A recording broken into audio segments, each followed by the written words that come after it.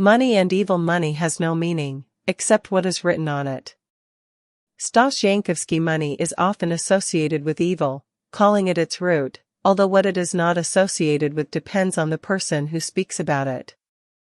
To say that money is evil is the same as saying that the price of food in the store rises by itself, because in both cases, we exclude the role of man in all this. This is not surprising, because people constantly shift responsibility to someone or something and do not want to be responsible for themselves and their behavior. Considering the power that money gives, it is very convenient to attribute to it, an inanimate thing in our lives, the most diverse results of human activity. No matter what we do, good or bad, we can say that this is the result of the influence of money on us. Of course, all this sounds so reckless that it is not possible to talk about it rationally, but given the scale of human madness, it is still worth looking at this issue from the point of view of common sense. It is not difficult to become a person with money, if you know the principles by which it is obtained. I have always called people with money smarter than those who do not have it, but I have never called them conscious people, because this has nothing to do with a person's material condition. People ask different questions about money. For example, they want to know how to earn it, where and in what way, store it and increase it, and similar questions.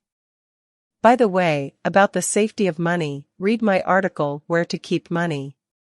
But for some reason, few people think about their qualities, the presence of which will make them rich, and money in their hands will turn into a tool or a weapon, at the discretion of the person himself. If we talk about the root of evil, then it is man. It is from man that all evil comes on this planet. It is born in his creative head, and is expressed through everything that can be used. Of course, money is the first thing that can be skillfully used to achieve your goals, and when you do good to yourself, it often happens that at the same time you do great harm to someone. How much does evil cost?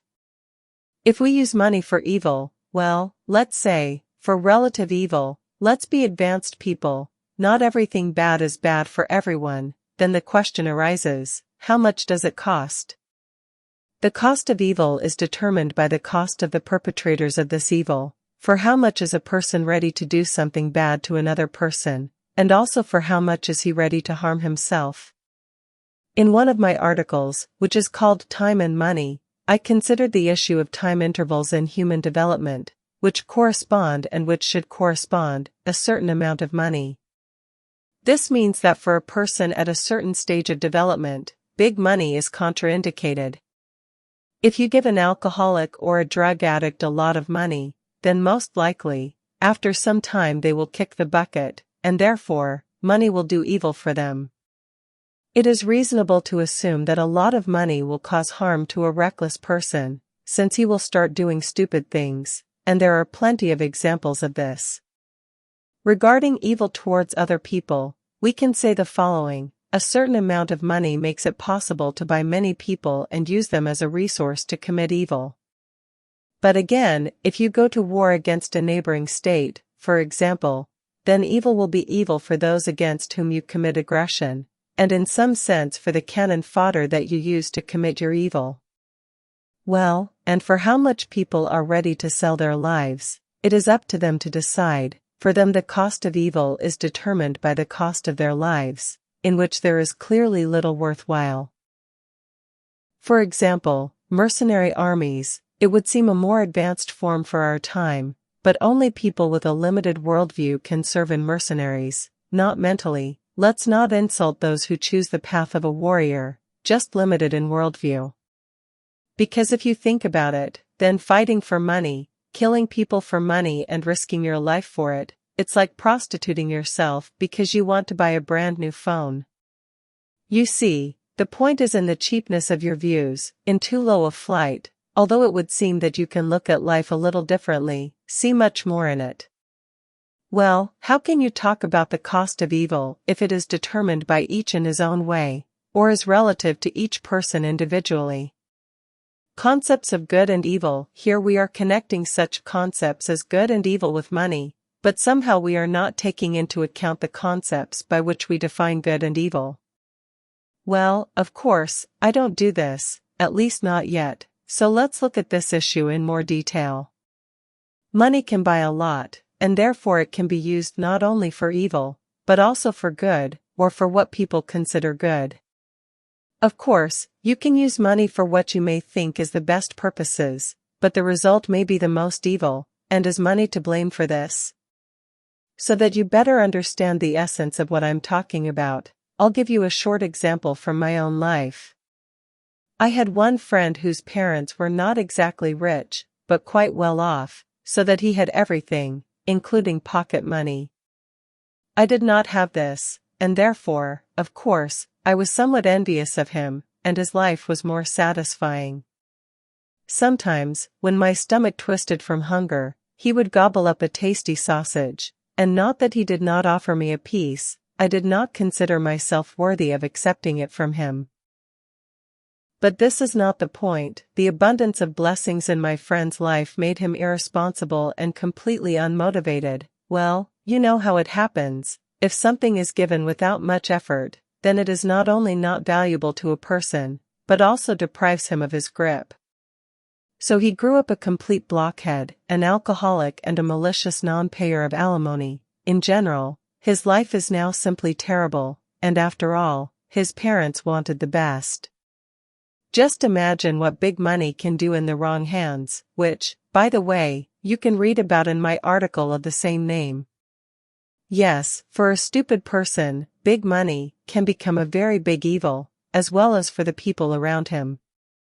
And there are also such inadequate people, with all sorts of shit in their heads, who strive to feed all the starving children of Africa, and it's not even that we have plenty of our own starving, it's about the blacks themselves. Why do we need so many blacks in Africa? After all, a child fed at someone else's expense will make 5 more. Judging by the statistics, you will also feed them. I appeal to reckless well-wishers. And what next? How long will this continue?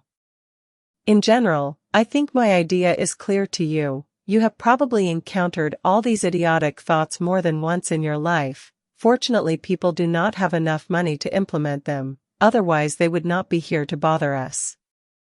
To each according to his needs. I don't understand why the hell the communists tried to satisfy the needs of everyone who needs them. Life does it perfectly well without them, gives everyone what they deserve, and therefore what they need. Well, of course they needed a slogan for power, but if you think about it, a person often only ruins everything when he tries to correct the laws of nature.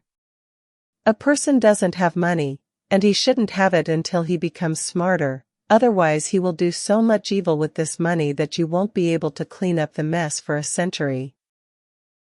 I once had a neighbor when I was still living in an apartment, and he rented a neighboring one-room apartment, dreaming of course of his own. And then, one fine day, the urine went to his head and he decided to take out a loan, on what seemed to him favorable terms, and buy himself an apartment. What does he say? I pay for someone else's apartment. What will I pay for mine? What difference does it make? Life goes on, you have to make a decision. Of course, I understood that he was not mature enough for such things. He was too stupid, but I did not try to convince him. How could I, if my own children could not do this with him?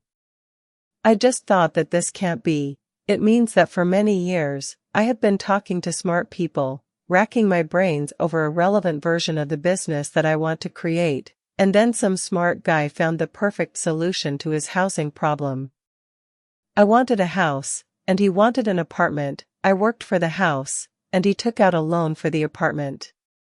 In less than a month, he missed out on his loan. I don't know what happened there or how. I only know that he got into big debts, and in the end he didn't get an apartment, after which he started running around communal apartments, with the goal of renting a room on the cheap.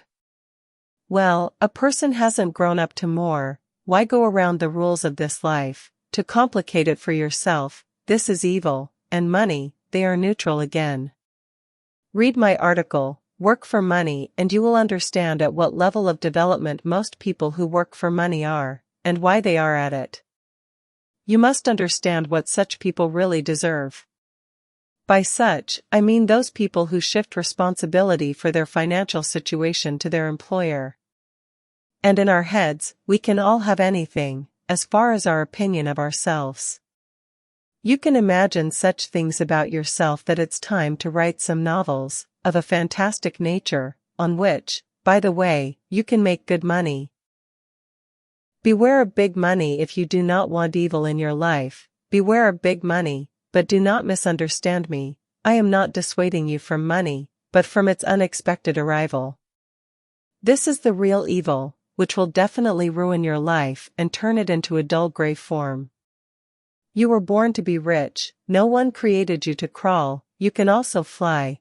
This is the choice of each person, but you need to come to this: the thirst for big and fast money is evil, an evil idea in the head of a person, because giving a fool money is the same as giving a child a grenade.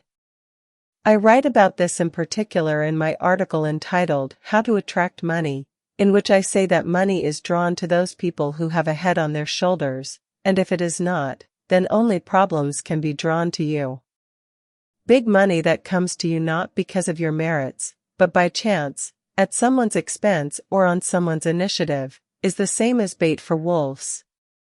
Feed the wolves for some time, and you will completely neutralize them, because they will relax and stop hunting. Moreover, they will depend on you, and you will be able to do whatever you want with them.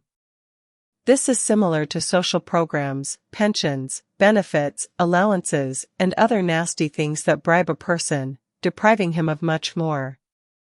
And this is not big money that kills the predatory instinct in people, but more or less decent. So what can we say about big money? It leaves all the possibilities of a person in a dormant state. In general, do not want something that does not correspond to your personality, otherwise when you get it, you will regret it very much, and then you will curse everything, including money, although it will not be the cause. So that's how it turns out: if you have money, it is bad, and if you don't have it, then it is also bad, while the presence of a person in both cases somehow fades into the background. But if you are a smart person, then firstly you will be grateful for the amount of money that you have and no more, and secondly you will be afraid of being given money that you do not deserve. You will become smarter, money will stick to you, and most importantly, in your hands it will not become something that can harm you first of all. As for other people, they can perceive your material status as they wish. They are people after all. They all have their own point of view, which has the right to exist. But money, it has never had the qualities that we have endowed it with and continue to endow it with.